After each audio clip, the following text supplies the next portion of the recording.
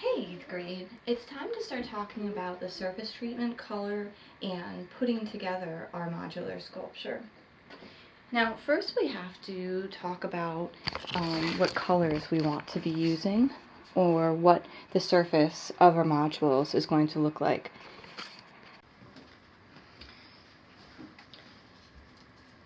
So you have a choice of two kinds of sculptures that you could put together with your modules. There is a stabile sculpture, which would be sitting on a base on the table, or a mobile sculpture that would be hanging. So we're going to explore both of those options, and then you can figure out what will work better for the particular modules that you made. You have two options here. You could put your sculpture together and then deal with the color relationships and the surface treatment. If you're going to make it textural, if you're going to collage things on it, paint it, whatever you're going to do, you could do that after putting the sculpture together, or you could do it before. I kind of like to do it before and then have that inform how I'm going to put my pieces together. Because these have such sort of like an undersea kind of blossomy feel, I want to get some kind of gritty textures in them. So instead of just painting, I'd like there to be some kind of texture. But at least I'm going to experiment around with it and see if I like that. I might just do it on a piece here or there, or maybe even just on one side.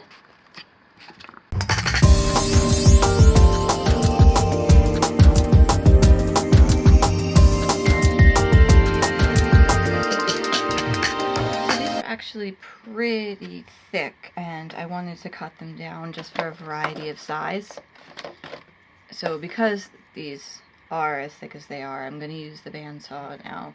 If you have access to power tools, you are not to use them unless you have some parental supervision. But if you needed to cut down any heavier things, especially when you're cutting something that's really, really thick, we want to be extra careful.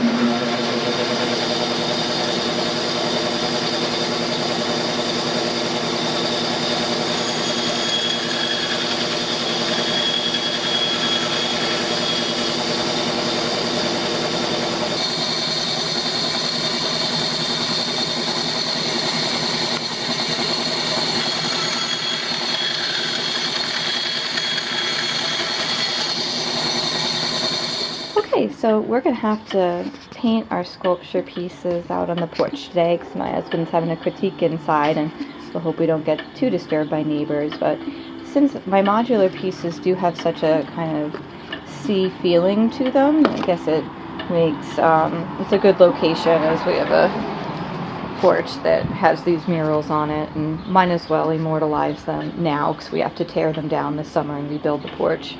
My sea creatures and our compass rose. So.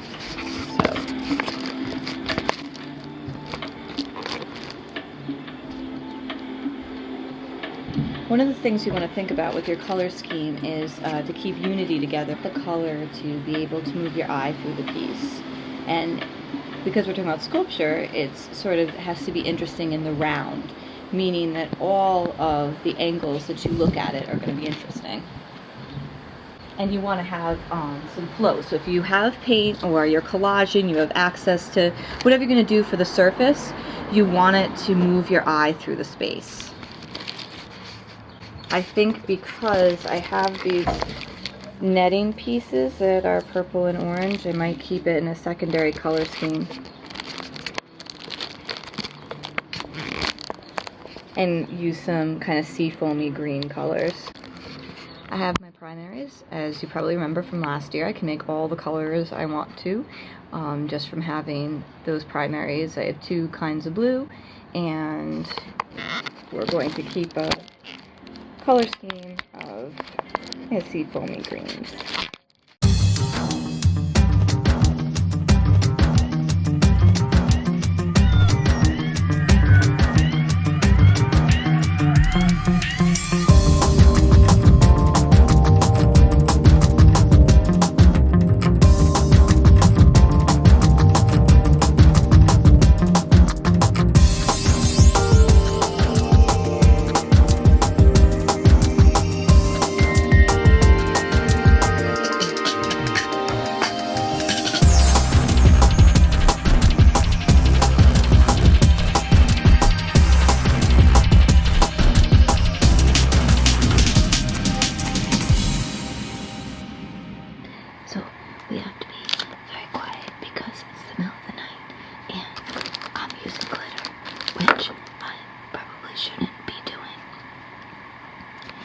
but I thought the insides of this needed a little something.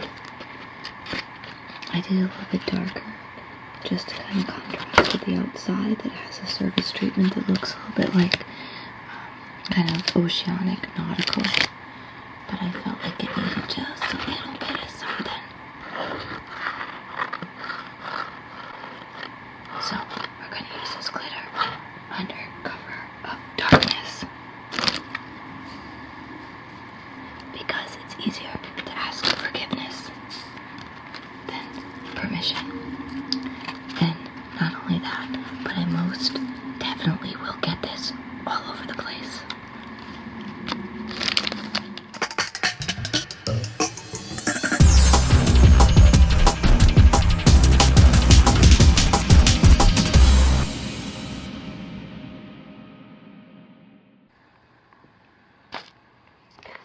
There, what's better than secret, covert, at-night glitter? Hey, 8th grade. Last night we did some midnight glittering, and I think the results on these are helpful to give it a little bit of some sparkly contrast to the other side being a little bit more muted. So we're looking at putting these together today. I have all my pieces, and we want to think in terms, first off, if you want to make a stable sculpture or if you want to make a mobile. To make the mobile, we would have dowels, and you want to, if you do that, if you do have a dowel around, and I'll show some examples of student work, and you've seen them before in the school.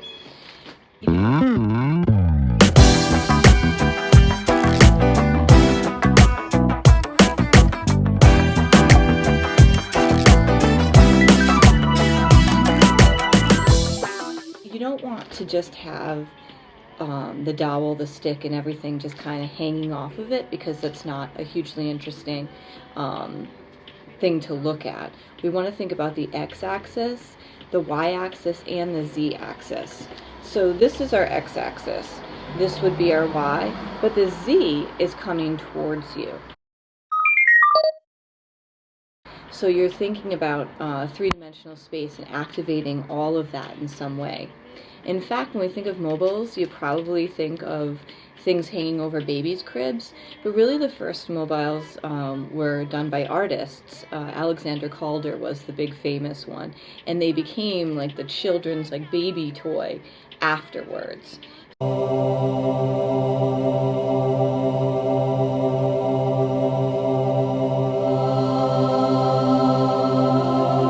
So really was a life imitating art kind of a thing. You might not have access to dowels, and one of the things that helps in keeping things on that z-axis is having like wire, so things are kind of moving off, and you can see the examples and the student examples. You can also do this in a relief sculpture way, where you would have like a board and have them sort of coming off of the board, so sort of the relief sculpture is half painting, half sculpture, so coming off of the wall.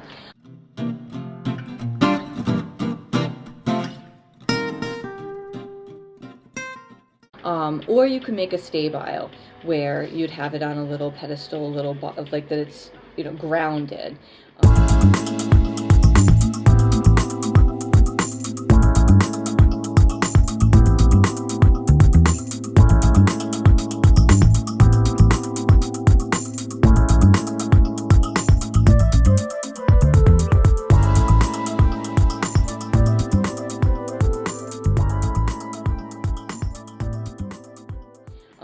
That's what I'm going to do today, because that's sort of what I have access to here.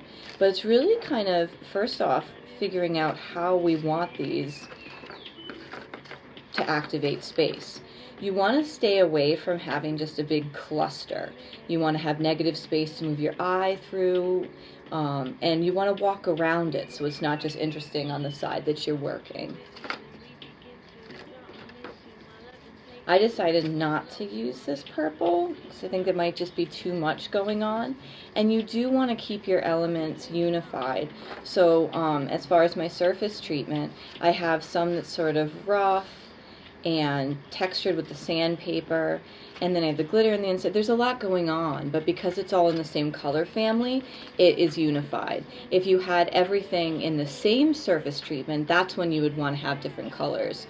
And I'm going to use the orange bag because it's complimentary. So the first thing I'm going to do is, well,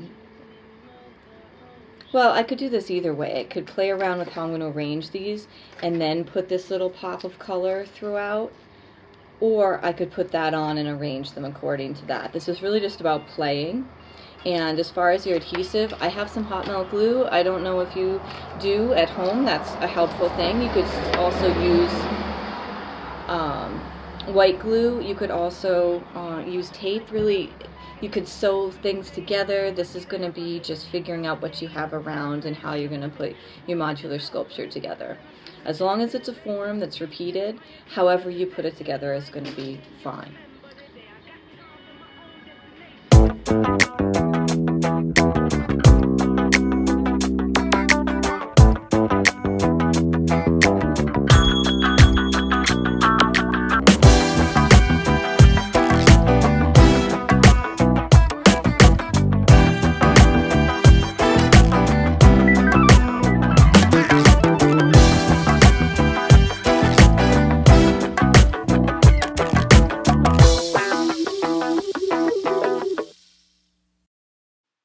Okay, I want you to notice while I'm turning this around that I'm looking at where the pieces can fit. So part of it is just structural and where things can go, but it's also how it can activate the space on that Z-axis that I was talking about. So as I turn it around, I want to make sure that there's like a visual flow that's happening, which I keep talking about, but you want your eye to be able to be led through the space. So that's why I'm adjusting things, I'm trying them out, I'm moving it around, I'm seeing if I like it, I'm adding height to it in some places, and like, no, I don't think that looks right. So it's really just about experimenting and kind of continuing to move it around, sort of like that Lazy Susan pattern.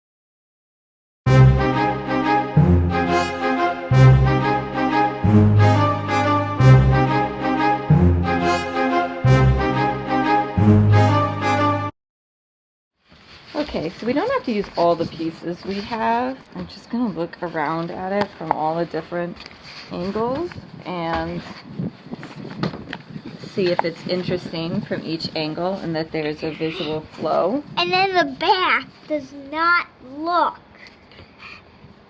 very interesting. Which side do you call in the back? This side? Yes. So what do you think you would do? This side looks sparkly and interesting. This is where we make these decisions about not necessarily having to use each piece we have, or if we need to make more pieces to resolve it. But we do want to make sure that there's a flow. That there's a flow with the orange, there's a flow with the glitter, there's a flow of all of the elements.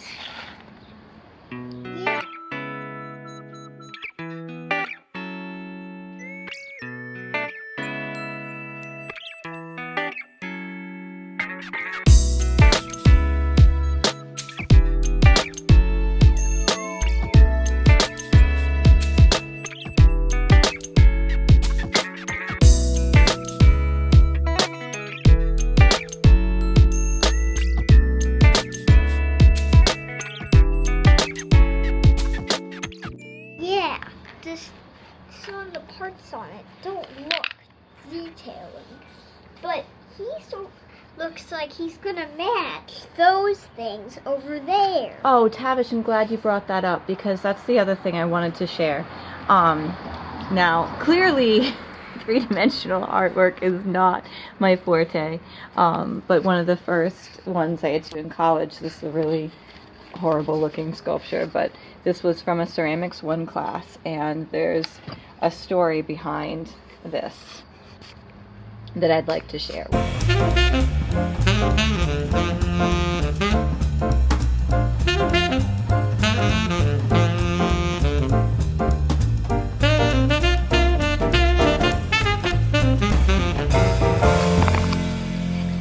So one of the projects that we had to do in Ceramics 1 was to make a 12-inch diameter coil sphere.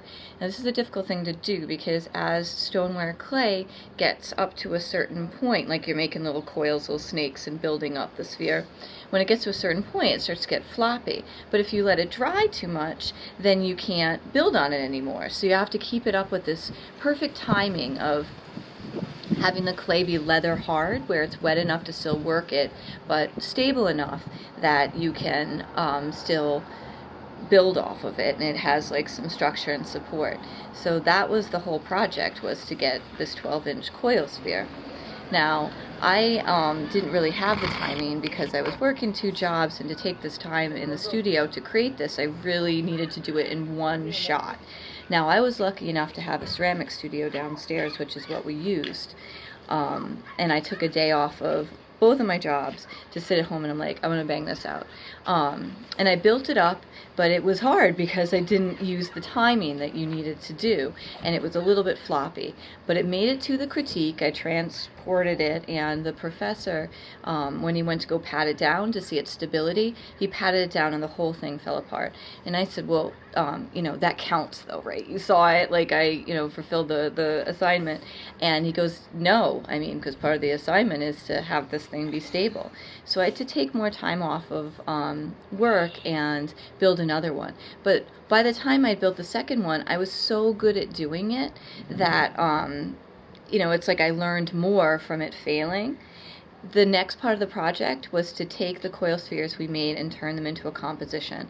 And what I did was I cut the second one that I made in half in the same way that the other one had fallen apart.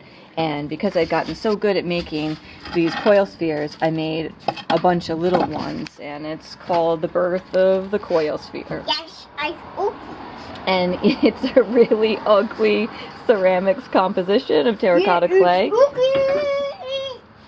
Yes, we know, Tavish, we established that it's an ugly composition.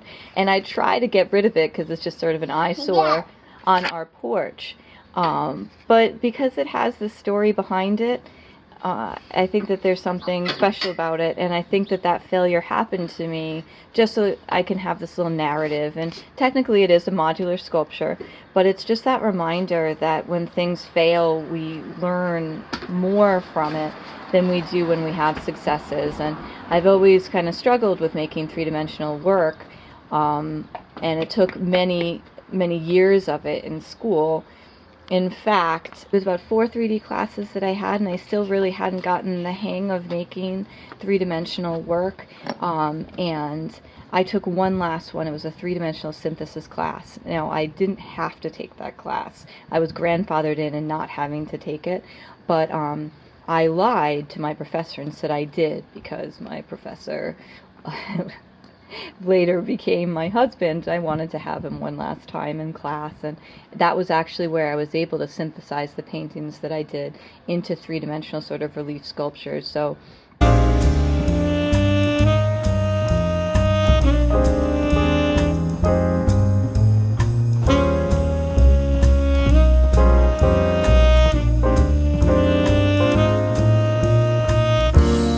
it was part of my scheming and planning, but it also ended up being a place where I learned to take what I was interested in and what I struggled with and synthesize and bring them together into making work. So it ended up being, you know, a success-failure story. But again, it's those places that we struggle with the most where we're going to learn the most with.